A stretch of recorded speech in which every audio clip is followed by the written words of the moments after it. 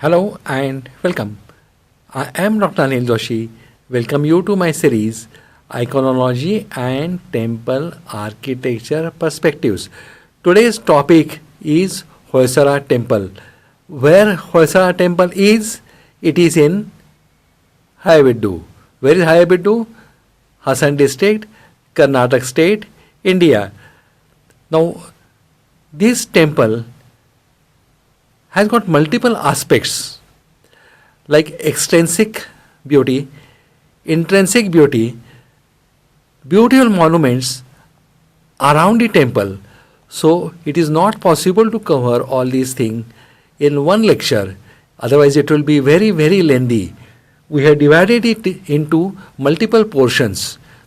So this portion of this lecture series of the Hoyasaleshwar temple Halebidu is concerned with the internal beauties and internal aspects. We are going to see them, we are going to analyze them, and we are going to see why they are unique and different from other temples.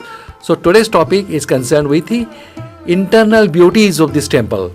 Now this is just a overview of the temple, how it is constructed. You can see that it's a two shrine, it is twin temple. One thing was of the king and second was of the queen. Both have constructed two Shiva temples which are adjacent to each other. So you can call this as the twin temples. It is not Dvikuta because both the temples belong to same deity. So it is the double temple. Very rarely we see them, and that's why we should see it more in detail, because there is no parallel example of this example of such type of temples. There are usually one temple, that is Ekakuta, two different deities in same temple, that is Dvikuta, Trikota, Chatushkota, but twin temples, this is a unique example. Now Hoyasaleshwar temple in the village Halebidu in south-western India in the state of Karnataka is one of the most culturally elaborate building or the temple in South Asia. It is awarded as UNESCO, and many people believe, including those who has visited this temple from outside countries, that this is superhuman, because it is not possible to create such sculpture, such marvels with primitive tools. There has to be some very advanced tools with them and very advanced ways to make this temple. Let's know why we call this. Now we have got dancing images of God, goddesses, then celestial beings carved in highly relief into the locally sourced cystic stones. Now what is this cystic chlorate stones? These are sometimes called as soap stones. They are soft stones, easy to carve, and they have got long life because they get harder and harder as the days goes. Now there is a unique designing of it in a zigzag manner. The outside is a stellate jagati on which these temples are constructed, but this is a unique Hoysala style that there are zigzag outsides. Now precisions of elephant, carving of horses, and visual narratives are around all walls, and they are wonderfully decorated. We have got different video for external beauties. In that we are going to just have a passing remark on that there are certain things which are outside the temple wall. Now once you are taking a pratikrama, that is the circumambulatory path, you can visit all this while taking a circumambulatory, that is pradakshana. Now Halebidu, formerly it was known as Dwar Samudra, and ancient capital, it was the ancient capital of Hoysala, and it's just 17 kilometers from Bellur. So Bellur and Halebidu are near each other, and we can visit, but not on same day because both are marvels. It takes more than one day to see them. Then Hoysala dynasty ruled much of the South India for more than 200 years, and during this time they built spectacular temples with Hindu as well as Jains. In 14th century, the armies of Alauddin Khilji and Muhammad Tughlaq defeated Hoysala empire and recorded that enormous wealth was taken by them from Hoysalas. The city never recovered and fell into the neglect. In fact, Halebidu means old house. But if you see the temple, if you see the carvings, you will see that they are made forever. Nothing like old. They are spacious. They are gracious.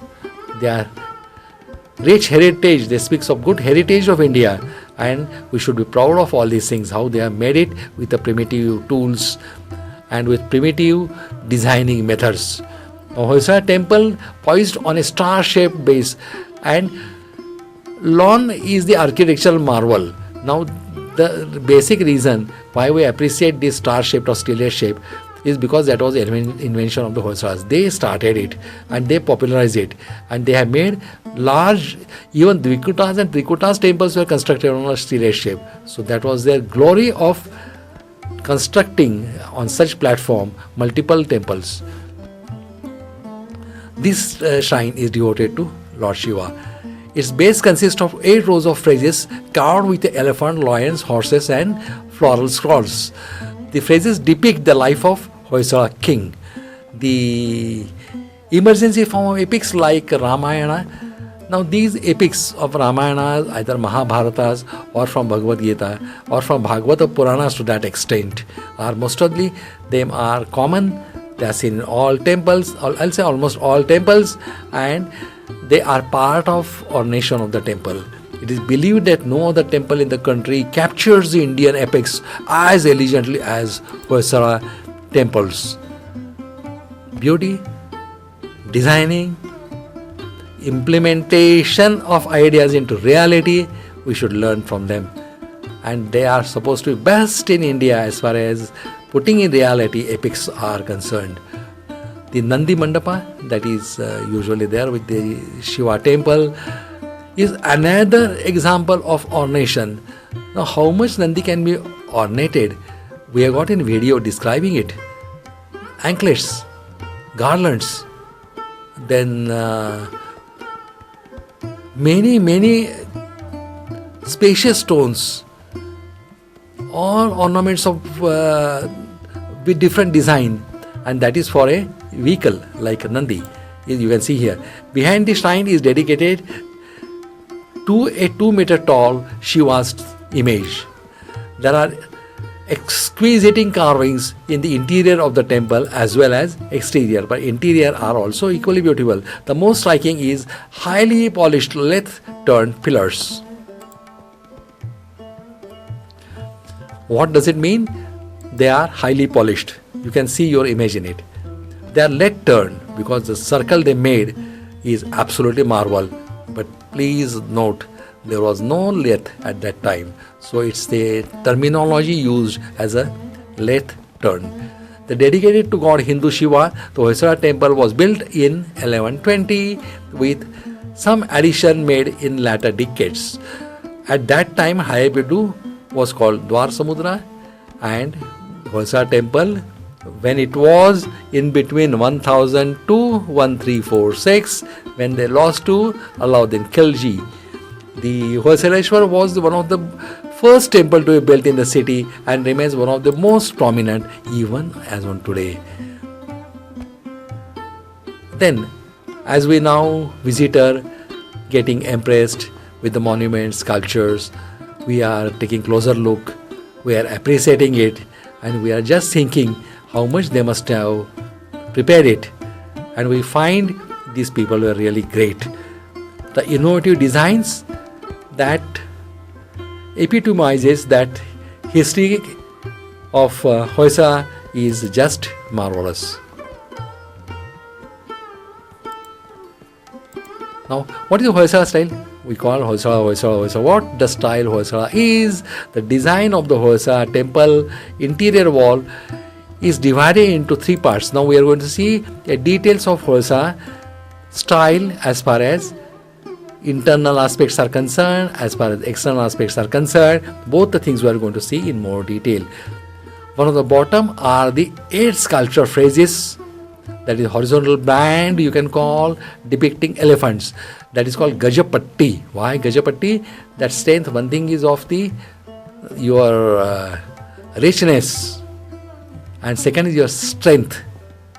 So elephant is a sign that you are very rich, very stable and very strong. So Gajapatti indicate a strength that it can carry weight of full temple on it.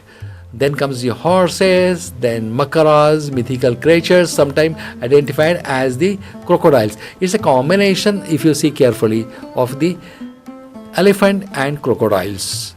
And hansas. Hansas is goose, that is the bird.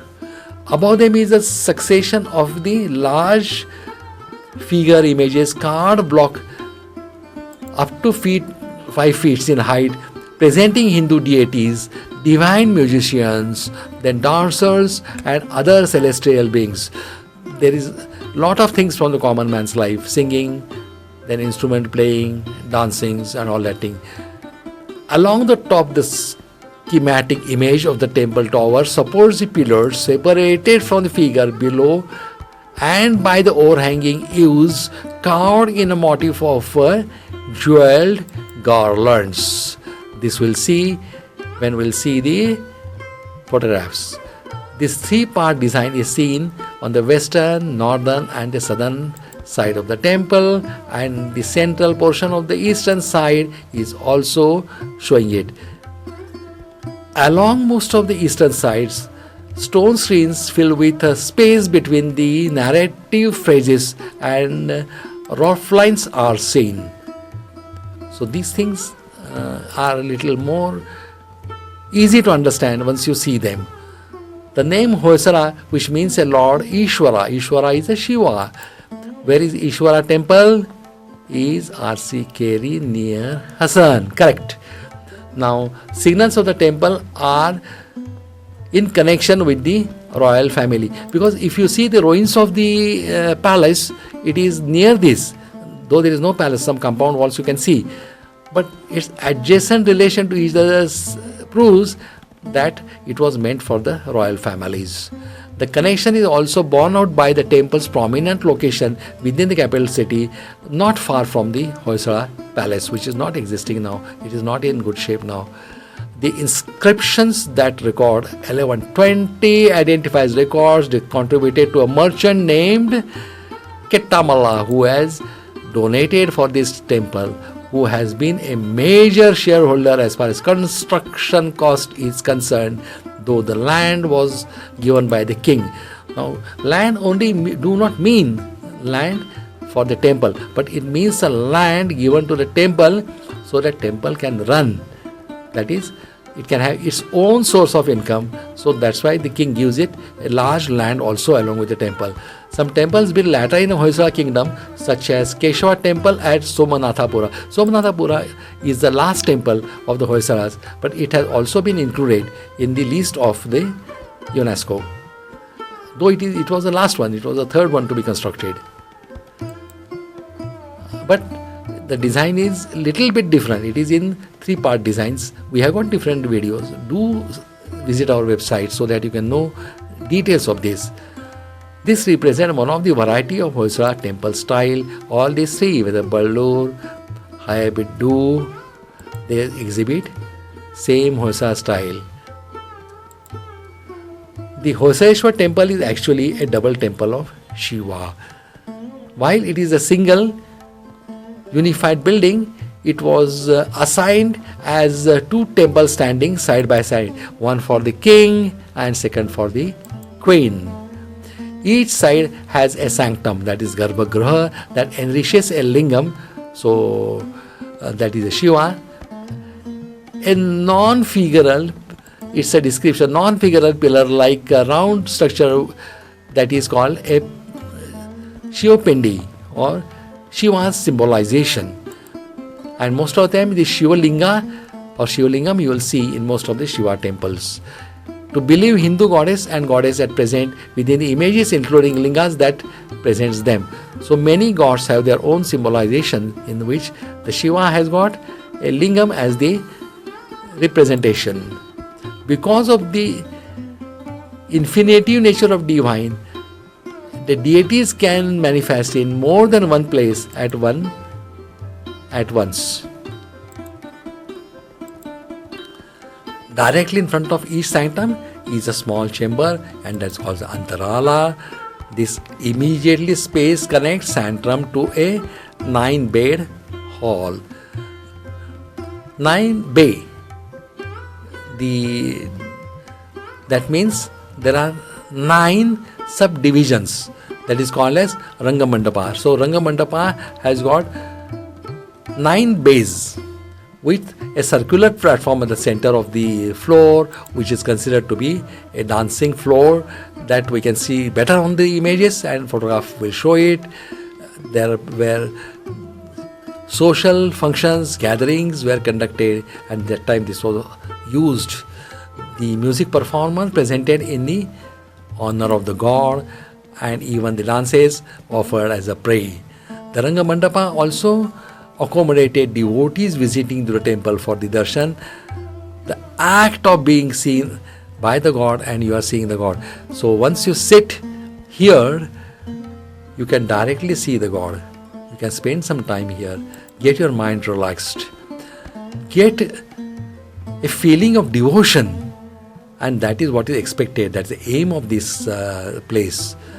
The only priest enters the sanctum to present offerings to God, including the flower garlands and some exclusive food which is meant for that god, and the sacred water or the pure water is also offered, and you can lit the lamp with the oil if you have got with you. The inscription carved into the temple interior wall also on the pillar record donations of such offerings for many centuries by men and women, and that has been documented on the inscriptions. Now, shrine to the multiple deities, smaller shrine line in the temple interior wall on the western side of the Rangamandapa and the midpoint of the hall that connects them. These shrines were built to house various gods and goddesses, but the sculptures they once contained no longer present, because these were almost 800 years old. In 800 years they are lost. Shiva may have been most important god of the Hoysala temple, but he was not the only deity, because there were another also in this, because we are in Halebidu. Now directly to the east of the closest temple with 2 open pavilions are on the 2 large bull sculptures, that is Nandi, where garlands, jewelry, bell, both represent Nandi, that is Shiva's vehicle, and it typically faces the sanctum. Wherever there is Shiva's temple, there is Nandi, and there is a peculiar way they are arranged in such a way that Nandi can always face Shiva. That's the glory of this temple designing. So, if there are 2 temples, there has to be 2 Nandis, 2 Nandi Mandapas. Especially appreciate beauties when you are seeing the photograph, that how a sitting posture is maintained. He is inclined to one side. How richly he is ornated, right from the neck up to the anklets. Just all fantastic. And always it is said that Nandi Darshan is the first. Before you see Shiva, you will see Nandi, you offer your worship to Nandi, and then you go to the main deity. Now, entrance. Behind the southern Nandi, another shrine houses a standing male figure wearing elaborated jewelry and holding 2 lotuses. Now, the god which holds lotus is Surya. Yes, the god Surya is always designated as 2 lotuses in 2 hands. The 7 galloping horses indicates Lord Surya is always with a chariot. Then his chariot is pulled by 7 horses. They are symbolized at the 7 days of a week. Please note, this is almost 900 years old. So this concept was crystal clear, the 7 days of a week. Then he had two consorts on his side, Usha and Sandhya, and they are sometimes present, they may not be present. If you want to them with consort and all these things, you have to visit Patatkal, Surya temple Patatkal, or you have to see our video. Now in Karnataka, many Shiva temples have similar layout with a Surya shrine and a Nandi pavilion standing on axis of the temple. So actually there are three ways. One thing is Shaivism, second is the Vaishnavism, and third is Shaktism. Shaktism, they worship Surya. So Shivites, Lord Shiva, Vaishnavites, that is Vishnu, and third are the Surya. Now they worship Surya. Now here we have got a Surya temple. Also, that many times exists along with Shiva temple. Now we are seeing the inside beauty of the temple. Look at the lead-turned pillars. How nicely they are decorated, beautifully decorated. Can you see the polish? Can you see the artwork? Can you see the symmetry? All fascinating. You can see if you put your finger, you will get the reflection in it.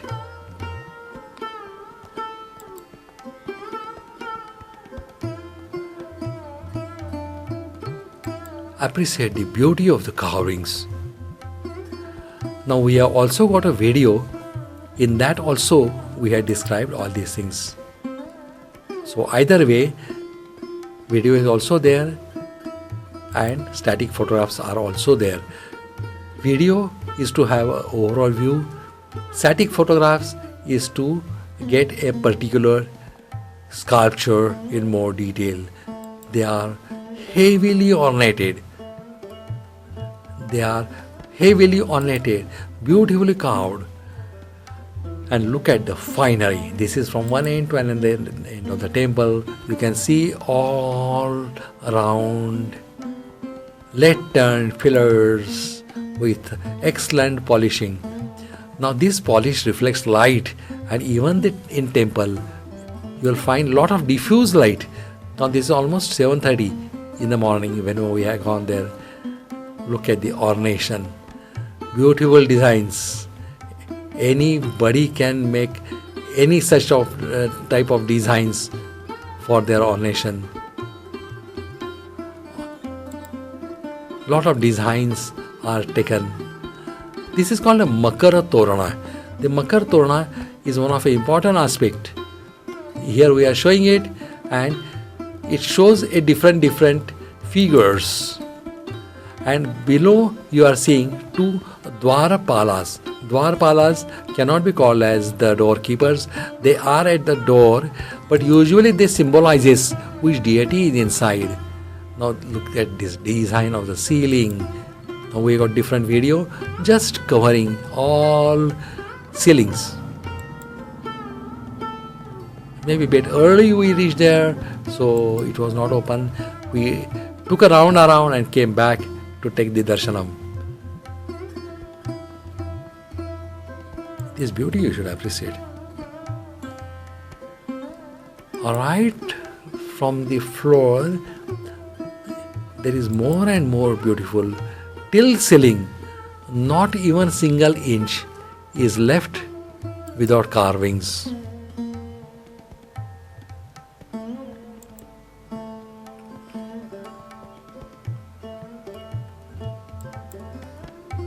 This is part of Makara Torana. And the right side is the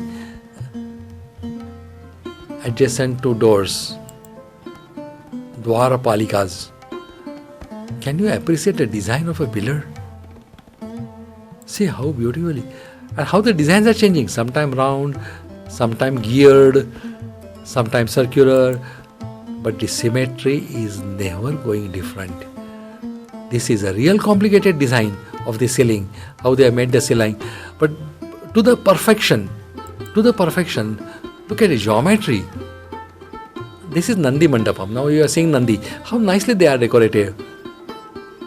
look from the neck, and here the most important part are the legs. You can see anklets. Your anklets are decorated. Look at the way in which he keeps the legs. Look at the eyes. Look at the nose. Now this is from the side. It's a monolith, one of the largest Nandi in, not the largest, but one of the, there are multiple large Nandis. It is one of it. It is not the largest. It is somewhere around. So, when Nandi sits separate, it is called Nandi Mandapam. Nandi can be in a Mandapam, Nandi Mandapam. Nandi can be in open air. Only at one place, that is Arsikeri, I have seen Ishwara temple, where Nandi was on the roof. So we do not know whether that is original or it is kept afterwards. But otherwise, the position of Nandi is always in front of Shiva. First you will have to see Nandi, and then you have to go to Shiva's temple. Now we have seen two Nandi Mandapam next to each other. One is larger, that is kings, and another is smaller, that is queens. These are the side gate which takes you from the temple into the Nandi Mandapam.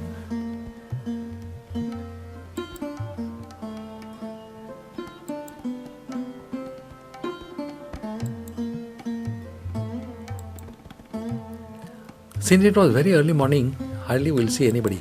As soon as the temple opened, maybe at 6:15, I was there. So you can get best photographs. And you will not get much disturbance even if you take a longer time to take a photograph or you take the videography. Not much hindrance. This is another small shrine where you are seeing Nandi inside. Beautiful ceiling. Look, this is not same as that as was earlier. The two are different.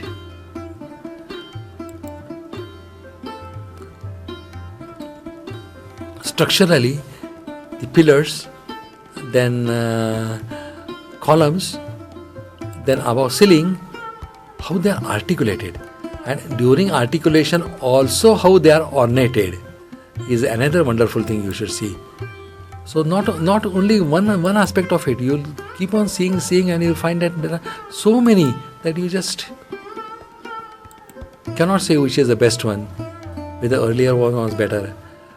That's why I taken photographs, so that I can remember.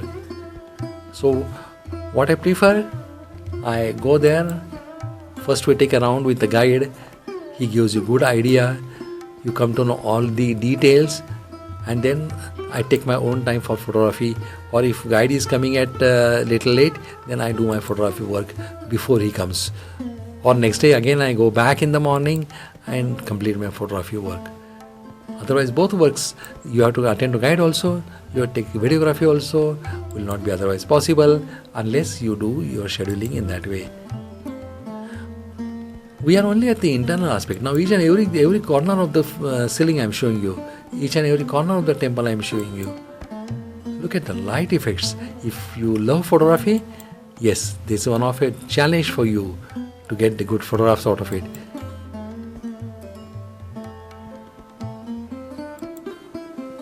Small shrines.